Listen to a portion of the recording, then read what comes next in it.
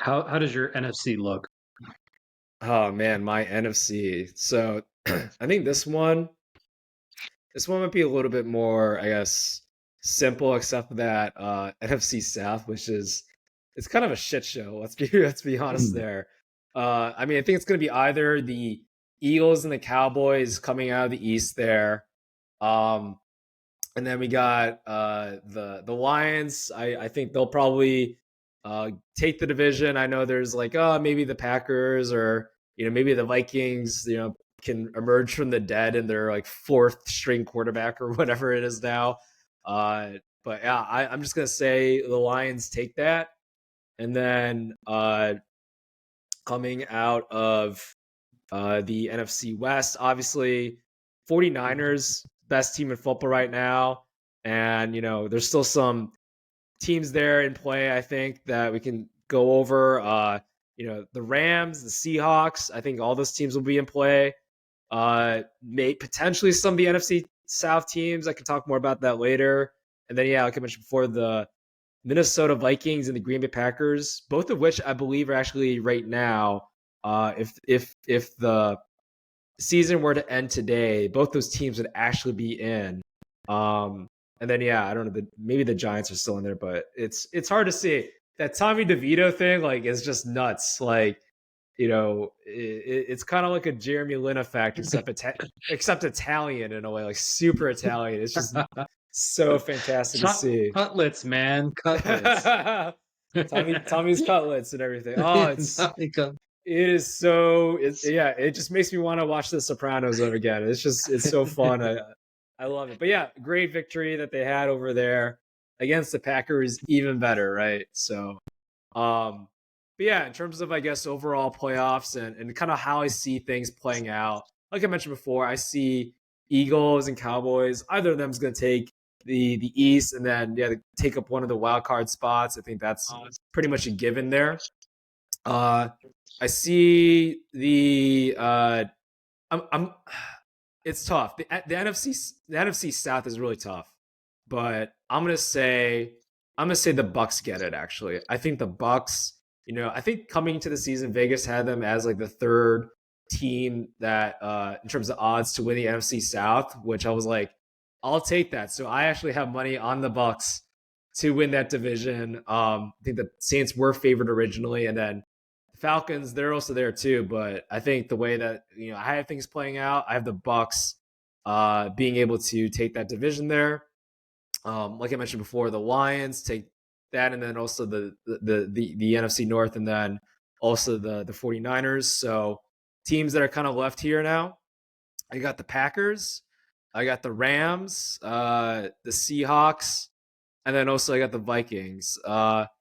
The one, so like I mentioned before, it's either going to be the Eagles or Cowboys. Maybe the East, just for the sake of arguments. Maybe the Eagles take it. They kind of show up and win some games there. So yeah, maybe it's the Cowboys that are the wild card spot. Again, don't hate me, Cowboys fans. But yeah, like one of those teams just has to be the wild card spot there. So that takes one of the spots. And then I got uh I'm gonna say I think that I got the Packers here. I think they go 9-8. I think they beat the Bucks. I think they beat the Panthers. I think they could beat the Vikings, and I'm just for the sake of it. I think they lose to the Bears there. So, I mean, yeah, this Packers team quite an emergence. I think the second half. Obviously they lost that game against the Giants, which wasn't the best thing, but I think the way that the rest of their season stacks out kind of favorable. I think they are able to beat the Bucks there. I mean, that's something to just keep an eye out on there. But yeah, I think the Packers have enough. I mean, if Jair Alexander's if he's able to come back, like I think that's should help out that defense a little bit more. And then Jordan Love, he's been a pretty confident young quarterback there, and I think he can. He's developed a lot more as the season's gone along. I think with the wideouts that he has. So, but yeah, I have them getting in. And then this is kind of a tough one, but yeah, I got the Rams taking up that other spot. I think they're able to beat the Commanders, beat the Saints, and then the Giants on the road there. So I think that's enough for them to get into the playoffs there. So yeah, wild card is Cowboys, Packers, and then the Rams there. with respect to the Seahawks, I think I also had them there too. So, but yeah, they just miss it. Gotcha.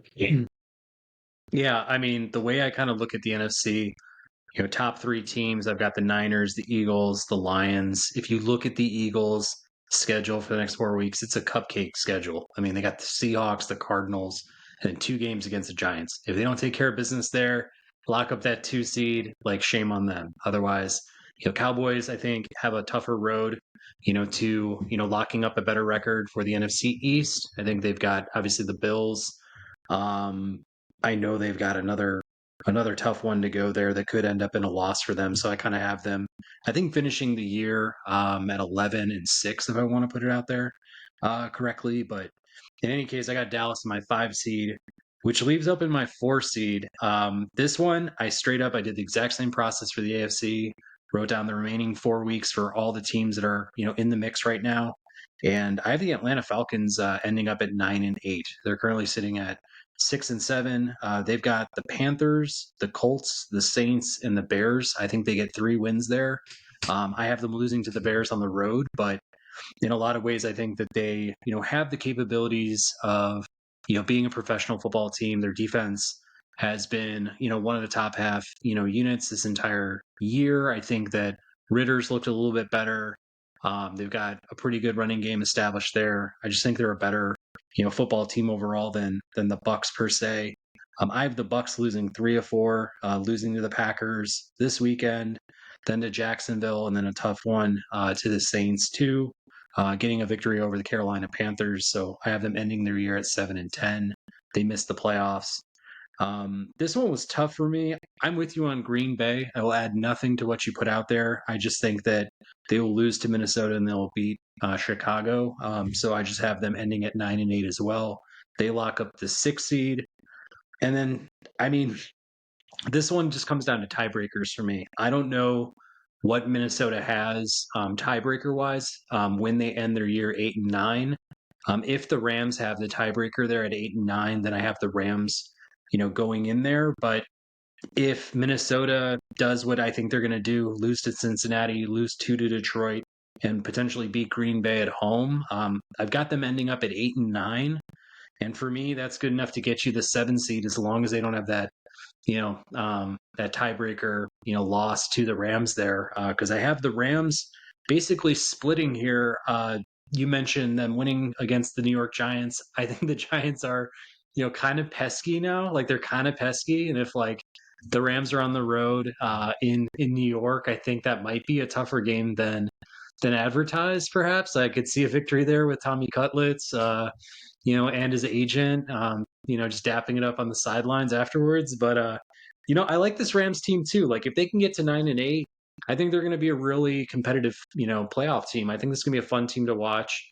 In the tournament itself, I think them going up against Philly too would be a lot of fun. And I really hope it does end up with Minnesota just falling into the last playoff spot. Like that would really suck for me, even though the numbers kind of played out that way, because I think they're, if the Vikings get in, they're an immediate first round exit to probably the Eagles or the Cowboys, whoever they're playing. But I just don't want to see it. I hope the Rams pull it off. But yeah, that was my rationale, I guess, for the NFC.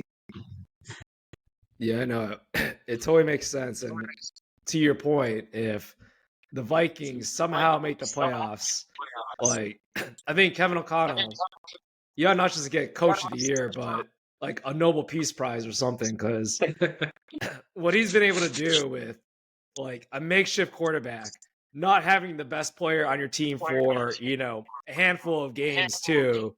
If they're able to pull that off, that's just remarkable. They've had Brian Flores on the defensive side.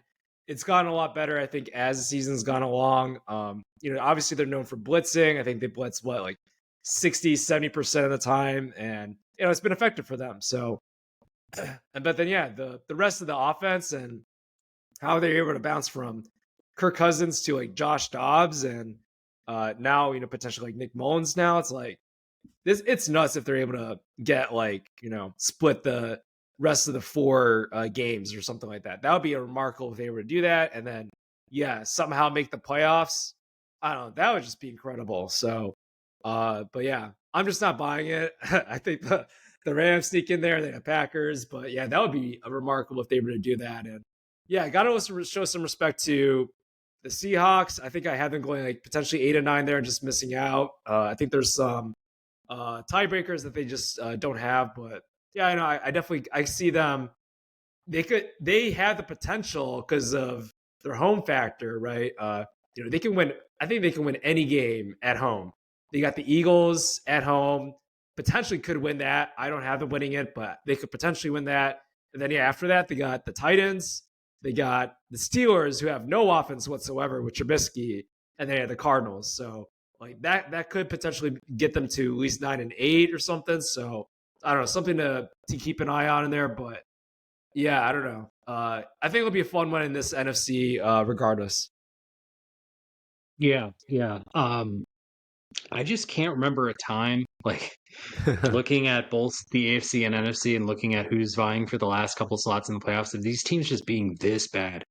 Like none of these teams really stand out to me as being like good football teams, and I just feel like year in year out they're like, if there's a spot up for grabs or two, like there's three or four good teams that are vying for that final spot. And I just think with the amount of quarterback injuries, I mean, even positional player injuries this year, you start looking at those rosters like who are some of these people, or like that's their number one option, or that's their starting running back right now. It's like it's really gotten crazy, across the league. And, maybe there are statistics out there for that. I know there's like six or seven starting franchise quarterbacks that have gotten hurt this year. I think Matthew Berry threw out some names on that front, but it's like it is pretty remarkable how many like key faces across these different teams are missing this year. And yeah, I mean it's making for a pretty top heavy AFC NFC, and I think the Super Bowl and conference championships will be a lot of fun to watch. But I mean, some of these first round games, I'm like, man, we could, you to change the channel and kind of, maybe turn on a docu-series or something. I mean, especially in that NFC, right? If you're a wildcard team and you end up against that NFC South winner, it's like, all right, it could potentially be a team with a losing record, right? Just how it was last season. So, I mean, yeah, something to keep an eye on and just what is happening with the NFL. I know Tom Brady was talking about that, but maybe there's some warrant to it. But at the same time, like, it's fun. I get it. I think the defensive lines these days are like almost freaks of natures. Like they're just remarkable people or incredibly large human beings that are fast and could kill you. And yeah, they're taking out quarterbacks. Obviously, like how many second stringers, third stringers are out there, or how many teams have traded for whatever backup quarterbacks. So I don't know, it's just been a remarkable season, incredible season. And yeah, it's kind of a battle of nutrition, right? Of who is available. And yeah, there's just been a lot of, I think, crazy things happening with now, yeah, Tommy DeVito basically becoming the face of the franchise now, for Brian Dable there in the Giants. So a lot of fun things happening there. But yeah, I think this whole playoffs in the NFC should be interesting. But yeah, if I don't know if I'm the Rams or if I'm the Cowboys and I got to go against the NFC South there, I'm feeling pretty good, So I think there's going to be a good matchup there. Yeah. Well, we'll see what happens. Stay tuned with us here as we kind of round out the year, the final weeks of the season on a weekly basis. We'll be back next week, at least with Week 16 coverage. If you're with us, subscribe, like, comment wherever you're at, review us. We always appreciate it.